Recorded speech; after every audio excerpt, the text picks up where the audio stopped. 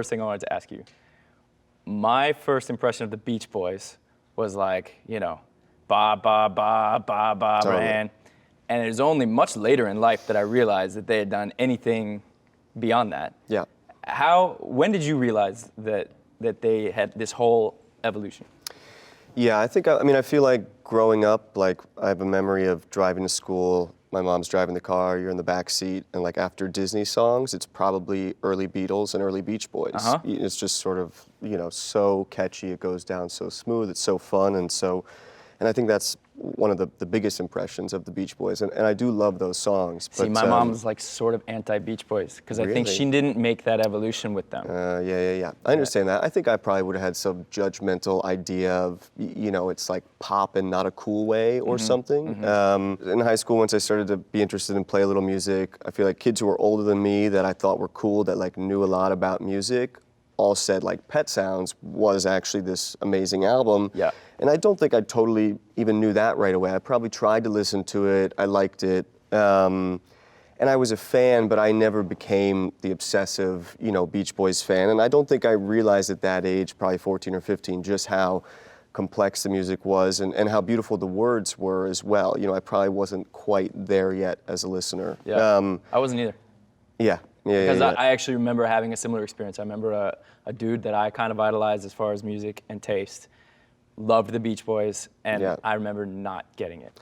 And it's also cool because the people who then I read about who liked the Beach Boys, even back then, like The Who loved the Beach Boys. I was like, The Who? Like, you know, like, I just didn't see quite then, like, where sort of the lineage was of the Beach Boys' influence. And then when I started getting ready for this thing, one of the first things I did was I bought some really like nice headphones. Like I went to the mat on like finding like the best headphones you can find, and I laid down on the floor and I listened to Pet Sounds. It was one of the first things I did. On what, iTunes, on vinyl, on what is this? I believe I listened to it. Yeah, this was like just around like kind of getting the part and saying yes, and it felt like the appropriate sort of thing.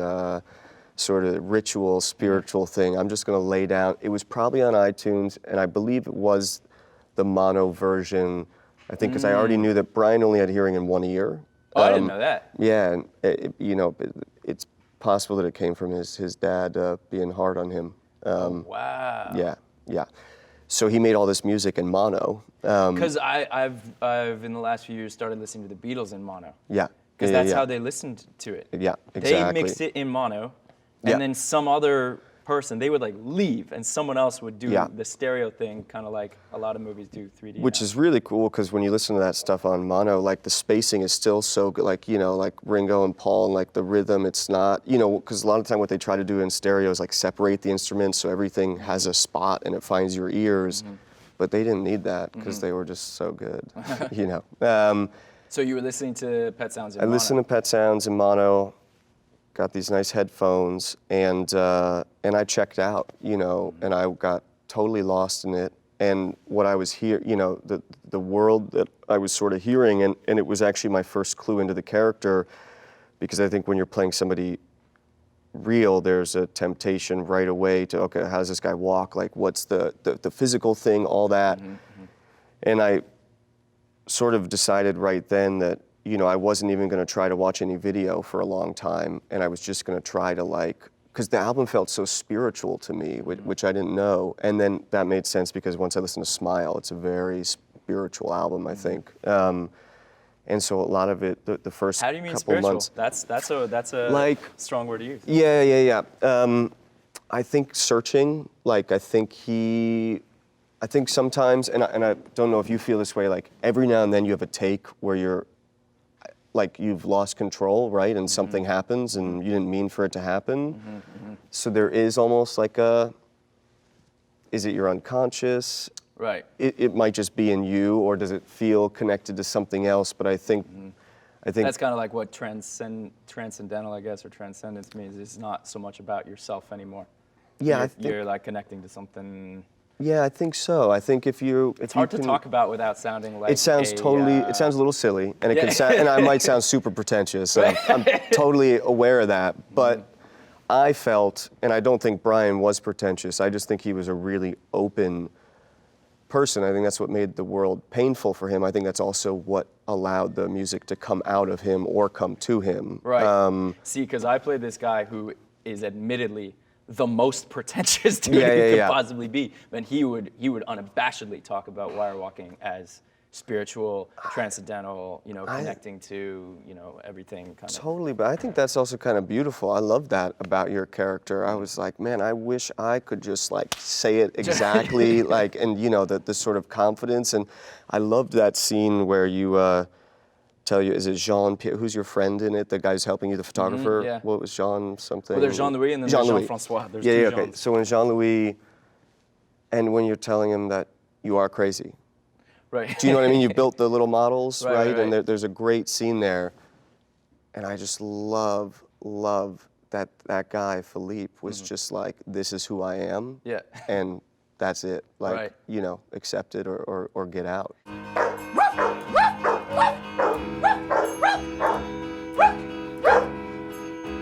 Cut! I think we got it. Chuck, mix that in with the sound of the train going by at the end of the Caroline No. Hey, Chuck, you think we could get a horse in here? I think about a lot.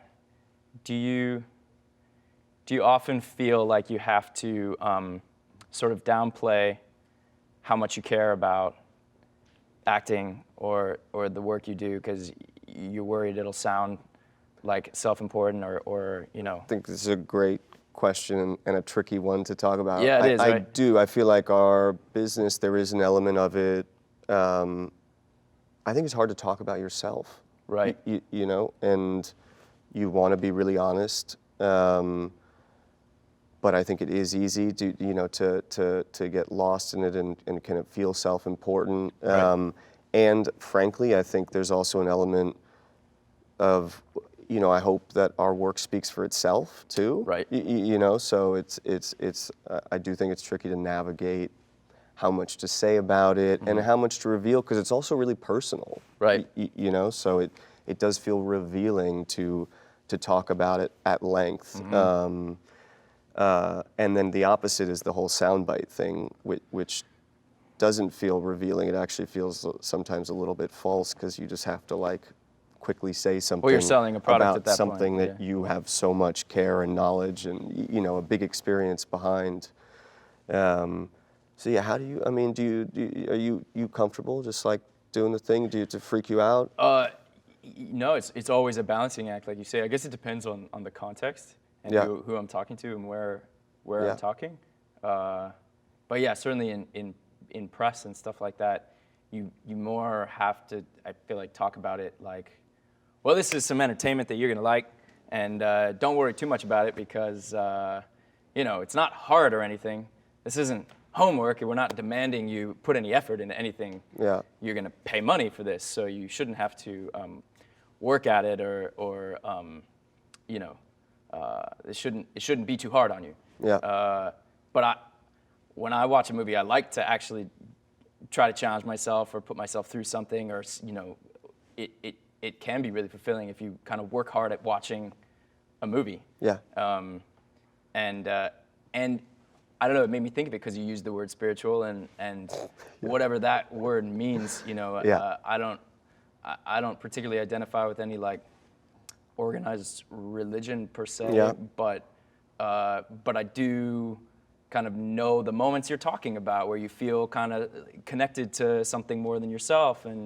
And for me personally in my life, probably just because it's what I've spent the most time doing, acting is kind of where I've had a lot of those moments in my life. Yeah. But you can't fucking say that in a normal conversation or like in a normal interview because. Well, I feel like that's in some ways our two characters that we're talking about are both artists, right? And I imagine it certainly feels it in your performance and in what your director was doing. That walking that wire is a spiritual act in some ways. No, I mean it 100%. It's amazing to look at, and it's so beautiful to watch. There's a ballet quality. To what he's doing, but he goes into the zone. I read a lot about like athletes as well and like sport, and because I feel like they kind of have to go into like, I feel like they transcend that thing too. Right, do you right. know what I mean? And that's kind of what I feel like your guy was doing. I'm curious. And a lot of athletes will pray. Yeah. while they're playing, right? I'm curious, as an artist playing another artist, what did you learn from your guy? You know, either just from the physical elements, is there something that you learned from that to bring towards your work as an actor for the future? Or just philosophically, like from his, you know, person and the way he approached his art? Yeah. What did you take from it? So the thing I probably took the most from him, because I got to spend some time with him. You spent some time with Brian Wilson, yeah? Yeah. I saw you sing with him. It was awesome. Oh, yeah, cool, thanks.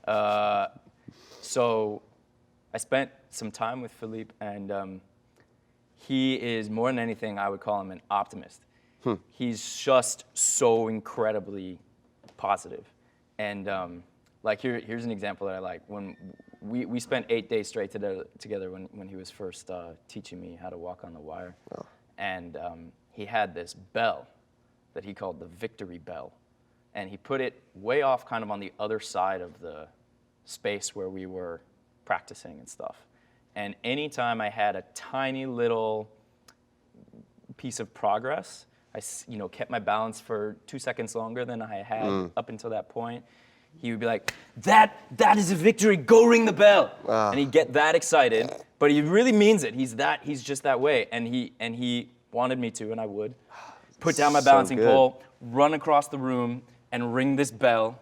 I love that. And run back. And because he really felt like that kind of exhilaration and kind of positive emotional association is a really important part of the creative process.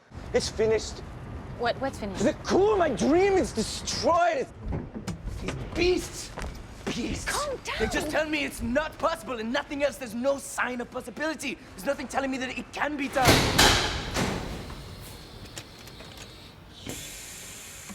Yo, how you doing?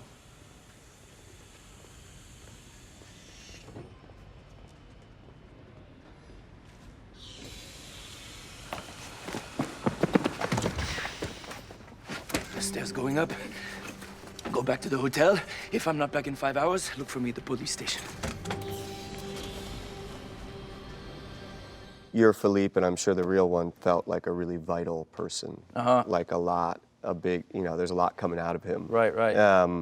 How did it feel, like, what was walking on the, what was that like? Walking on the actual wire? Yeah, it's really because you fun. learned, I learned how to do it, yeah. It's amazing. It's, thank you. Yeah, and whereas you already knew how to play music. But did you know all those songs?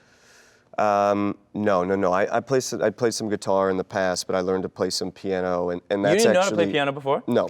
Oh, I didn't know that.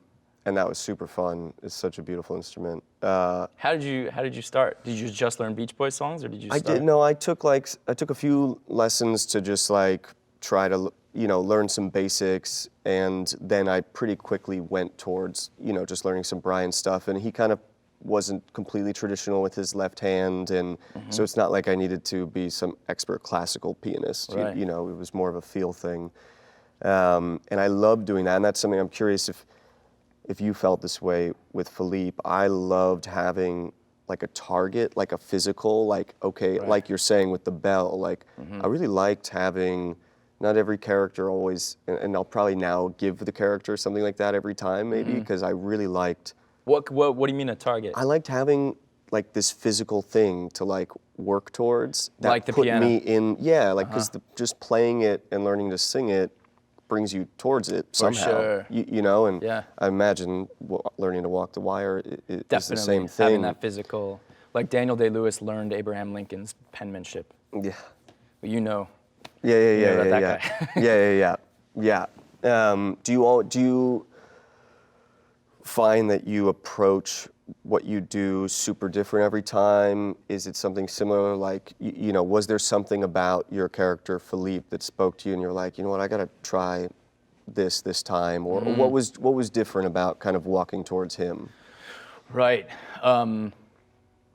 Was it just the physical stuff? Was it learning all the awesome stuff that you do in the film? That was a big part of it. Yeah. Well, for me, one of the first things I always do with any character is figure out how I want him to talk. and find some kind of voice. And sometimes it's closer to my voice, and sometimes it's farther away from my voice. But I usually, with only a few exceptions, I try not to have it just be exactly how I normally talk. Well, like the movie we did together, obviously I was doing Bruce Willis. So that was a big departure. Whereas like, when I did The Dark Knight Rises, I didn't want it to be too voicey, but I did. Gotham to me seems more like kind of an East Coast city, so I made him just a little bit East Coast. So trying to do Philippe, finding the voice was a much bigger task than any other character I'd done. The closest probably being Looper, trying to do Bruce Willis, but for two reasons. One, because he's French, and two, because he's a person that you can listen to what he actually sounds like, and there is somewhat more of a right and wrong. Did you work with somebody? Are you able to just like figure that out yourself? Do you ever record yourself, or you just slowly find it? I recorded myself for this. I don't know if I hadn't really done that before, but because of the French, I recorded myself. I recorded French people, native French people. Your voice is maybe a little more bassy or baritone-y. Yeah, because he is he's a Frenchman, and do you just shift? Do you just kind of do I wish find I that talked on like yourself? that in real life? No. But how, do you have to learn technically things, about how your voice works, or do you just kind of let your instincts as an actor be like, okay, I'm gonna talk a little lower and see how that feels? Yeah, I've never done any like in theater school. I've heard people learn stuff like that I don't really know about. Do you know about that? Well, I was asking because this is the first time, so I worked with this voice teacher in New York for the Brian Wilson thing to try to kind of stretch out my vocal range. And for the singing? Yeah, and her name's Joan Lader, and she's amazing. But I kind of learned how it all works, and I thought it was amazing. And, after months of sort of working on it, all of a sudden I just sort of knew like where my voice was going and what part of I just sort of knew how it was going through here.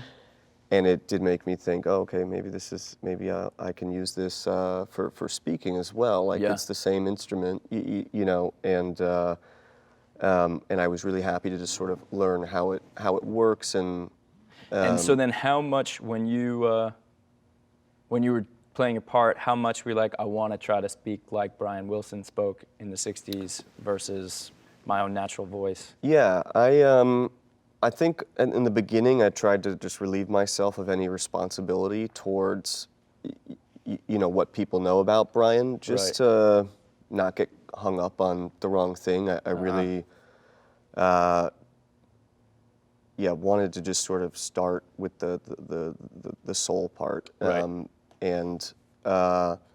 And then slowly you start to look at, does he hold his shoulders differently? Or I kind of speak from the back of my throat, I think, and I think he speaks more from like his mask a little bit. So, what does it mean to try to speak a little more forwardly? And my singing voice is also probably a bit more breathy than his, and his is probably more full and resonant. So, again, just trying to like bring myself towards those things in the most natural way possible.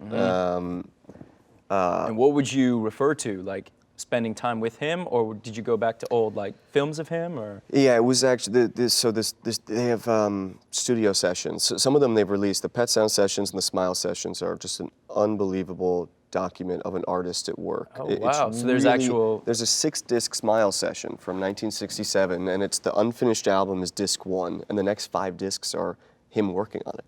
So it's just the audio of it? Yeah, it's just the audio. You get to hear him in the studio. But you hear him talking, working with the musicians on the playback thing, saying, "Could you try, and I loved that part of the movie, by the way. Yeah, those are some of my favorite scenes. Super fun. That was some of the most fun I've ever had acting, just because those were the guys who play the Wrecking Crew were Brian's current touring band, or a bunch of them were, and so they played live.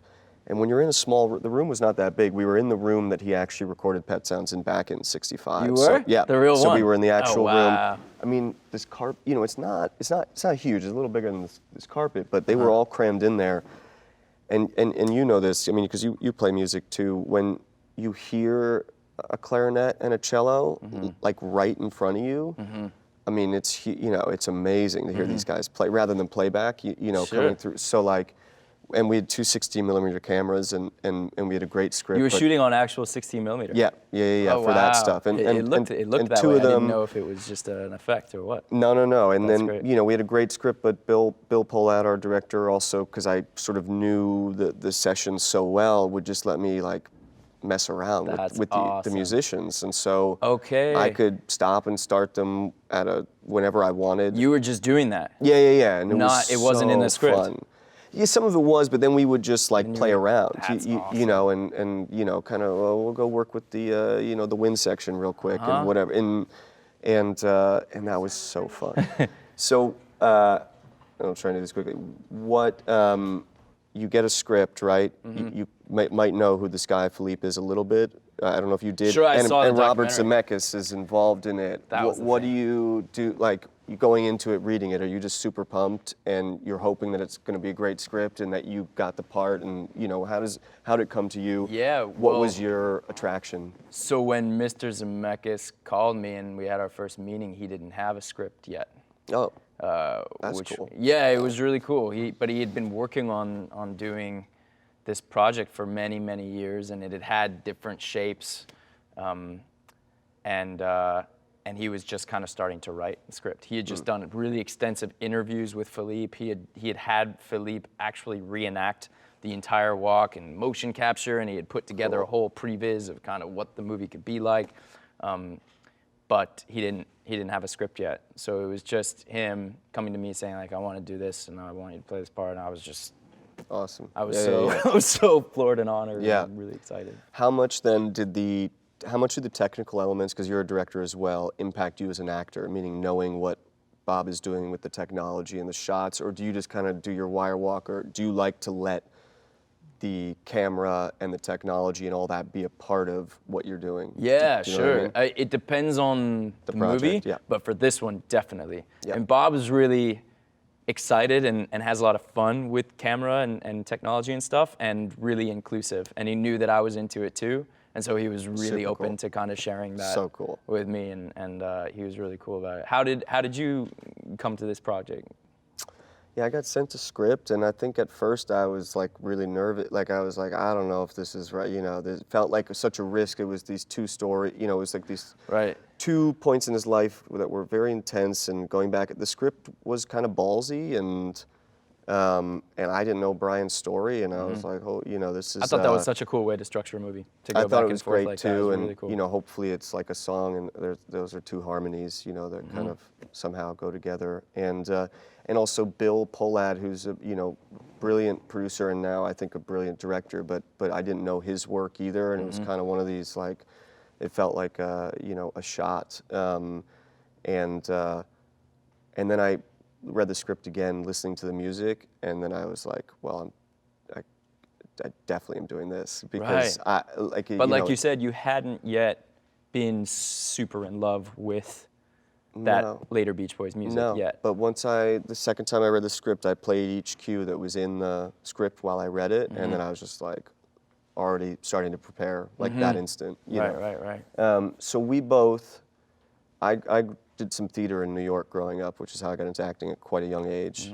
You, I grew up in the San some Fernando acting Valley here in LA. And at yeah. a young age, how did we start to sort of end up here talking today? Well, I did like community theater and played, the Scarecrow and in Wizard of Oz and stuff when I was a 5. flying monkey in the Wizard of Oz. You were a flying monkey? I didn't get a good part like that. I was in sort of a hippy-dippy community theater thing where there were like 2 productions, and in the earlier in the night I was the Scarecrow, and then later in the night I was I forget what, a flying monkey or a munchkin. Or, Yeah, I think I did. Yeah. Like so an everybody Ozzy could and have a yeah, part. Yeah. It was that kind Yeah. of like everyone gets to sing a solo, everyone gets to have a part.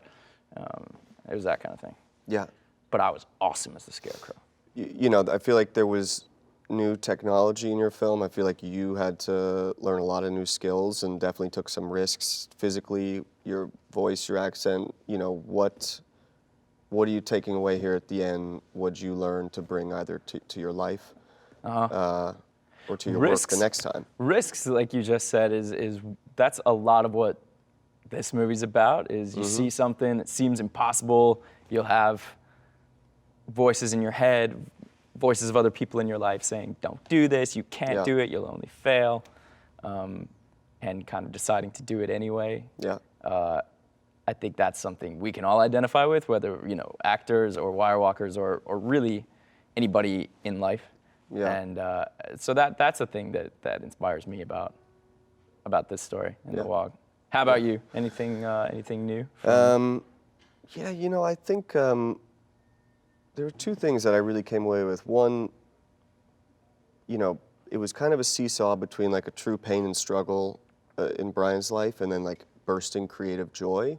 And I think I realized how much your creativity can give you or can give other people, which again might sound terribly self-important, but I mean what Brian's music has given to me. Yeah. And you know, really has, you know, lit me up. And I think along with the idea of somebody experiencing pain and struggle, he wanted to make music that would help people smile and help them heal.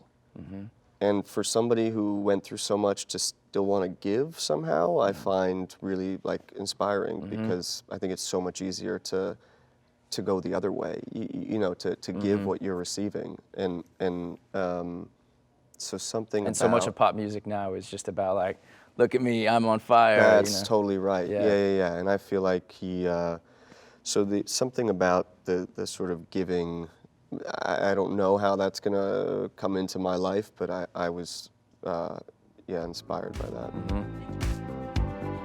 Thanks for watching Actors on Actors. Click to the left to watch our conversation with Kate Winslet and Saoirse Ronan. Click to the right to watch our full conversation with Elizabeth Banks and Carey Mulligan. And don't forget to subscribe to Variety's channel.